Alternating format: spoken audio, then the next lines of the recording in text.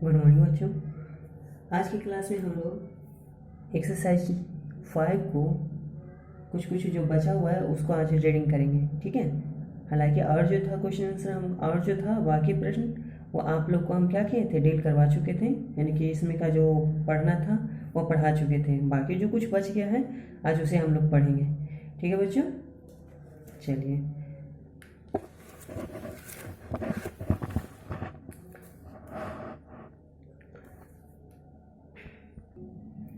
यहाँ से आप लोग को पढ़ाना था, ठीक है ना।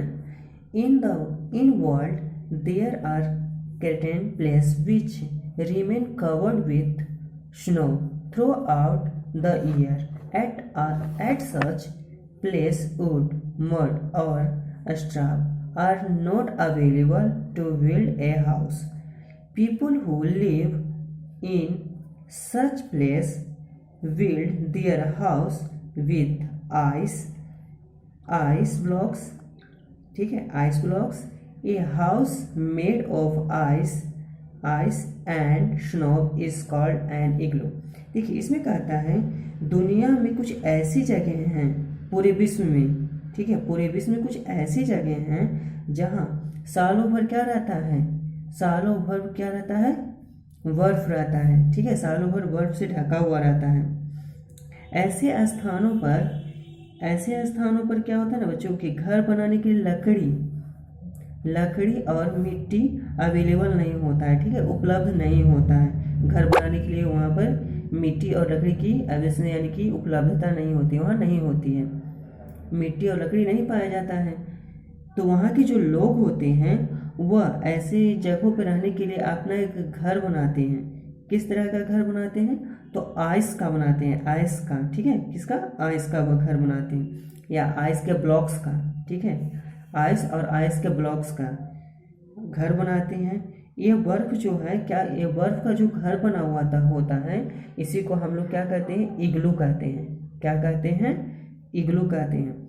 इग्लू का आखिर वहाँ पर क्यों बनाया गया बच्चों, बर्फ से ही क्यों बनाया जाता है, क्योंकि वहाँ पर मिट्टी वगैरह नहीं पाया जाता, लकड़ी वगैरह अवेलेबल नहीं होता है, इसलिए उस स्थान पे हम लोग, उस स्थान पे जो रहने वाले लोग होते हैं वो क्या करते हैं, बर्फ के ब्लॉक से ही या बर्फ के द्वारा ही क्या कर लेते हैं, अपना जो घर होता है वो बनाते हैं। इसी को आप लोग ये जो पिक्चर देख रहे हैं यही क्या है, इग्लू है, ठीक है।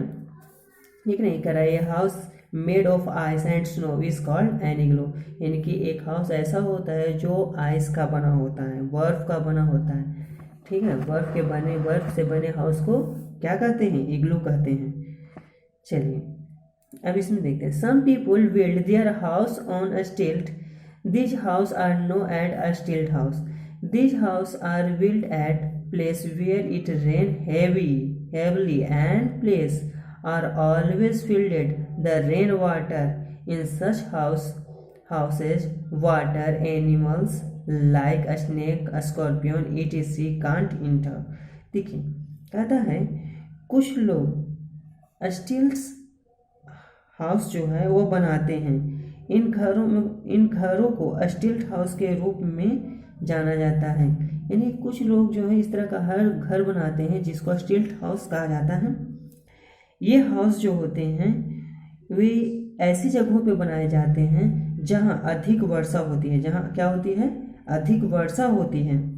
क्या होती है बच्चों, अधिक से अधिक क्या होती है, वर्षा होती है, ठीक है, वर्षा होती है। और हमेशा बारिश का पानी क्या हो रहता है वहाँ पर, भरा हुआ रहता है ना, हमेशा बारिश का पानी क्या रहता है उस स्थान पे, भरा हुआ रहता है, भरी हुई रहती है, ठीक है। इन सच हाउस, ऐसे घरों में पानी, सांप, बिच्छू आदि जैसे जानवर प्रवेश नहीं कर सकते हैं। और ये इस तरह का हाउस बनाया जाता है जिसमें इस तरह के जो स्नेक हो गया, स्कॉर्पियन हो गए, इस तरह के एनिमल्स जो हैं वह इंटर नहीं कर पाते हैं। यानी कि कहने का मतलब है बच्चों एक इस तरह का ये हाउस होता है जहाँ, यानी कि ये हाउस ऐसे जगहों पर बनाया जाता है जहाँ पे अधिक वर्षा होती है, ठीक है, अधिक वर्षा होती है और पानी हमेशा क्या हो जाता है, जमा हो जाता है। तो इस तरह के वहाँ पर के लोग क्या करते हैं, इस तरह के हाउस का निर्माण करते हैं। ये जो हाउस इस तरह का बनता है उसी को हम लोग क्या कहते हैं, स्टिल्ट हाउस कहते हैं। यह हाउस जो होता है जो प्रोटेक्ट करता है, व्यक्तियों को प्रोटेक्ट किससे करता है। अब वाटर वहाँ पे जम रहा है, देखिए वाटर जमता है तो क्या होता है, स्नेक स्कॉर्पियन वगैरह निकलता है। तो इस तरह का हाउस बनाया जाता है जिसमें स्नेक और स्कॉर्पियन ये सब जो है इंटर घर में जो है वो इंटर नहीं कर पाते हैं। ठीक है, तो इस तरह के हाउस को क्या कहा जाता है, स्टिल्ट हाउस कहा जाता है। क्या किस हाउस क्या कहा जाता है बच्चों, स्टिल्ट हाउस कहा जाता है। ओके, देखिए अगला है a house boats, a boat shaped house, ये soft floating on water is known as house boat. कहता है एक नाव के आकार का एक घर होता है जो वाटर पे क्या करते रहता है, फ्लो करते रहता है ना, यानी कि चलते रहता है, फ्लोटिंग करता है। इसको किस तरह का हाउस कहा जाता है, तो हाउस बोट कहा जाता है। It is a big boat on which a house is built with would. यह एक बड़ा हाउस होता है जो जो लकड़ी का बना होता है और एक नाव पे होता है। This house has all sort of facilities. Houseboat are common in the Kashmir Valley and Kerala. देखिए इस हाउस में जो होता है वो शॉर्ट रूप में सारी तरह की फैसिलिटी होती है। सभी तरह का क्या होता है बच्चों, फैसिलिटी होती है, सभी तरह की सुख सुविधाएँ होती हैं। और ये ज़्यादातर कश्मीर और केरला के क्षेत्रों में ऐसा बोट यानी कि इस तरह का हाउस पाया जाता है। ठीक है, इस तरह का हाउस कहाँ बनाया जाता है, तो कश्मीर में या फिर केरला में। ठीक है, अगला है a good house has door and windows to allow sunlight and fresh air to enter the room. कहता है एक गुड हाउस वैसा हाउस होता है जिसमें सनलाइट और फ्रेश एयर रूम में इंटर कर सके, रूम में आ सके, तब उस तरह के हाउस को हम लोग कैसा हाउस कहेंगे, गुड हाउस कहेंगे। ठीक है, क्या कहेंगे, गुड हाउस कहेंगे। We all should keep our home clean and germ free। कहता है हम लोग को चाहिए कि अपने हाउस को क्या रखें, क्लीन रखें और जर्म फ्री रखें। We must grow plants and tree near the house to keep surrounding air fresh। Keep the surrounding air fresh। कहता है we all should keep our house clean and germ free। यहाँ तो पढ़ ली।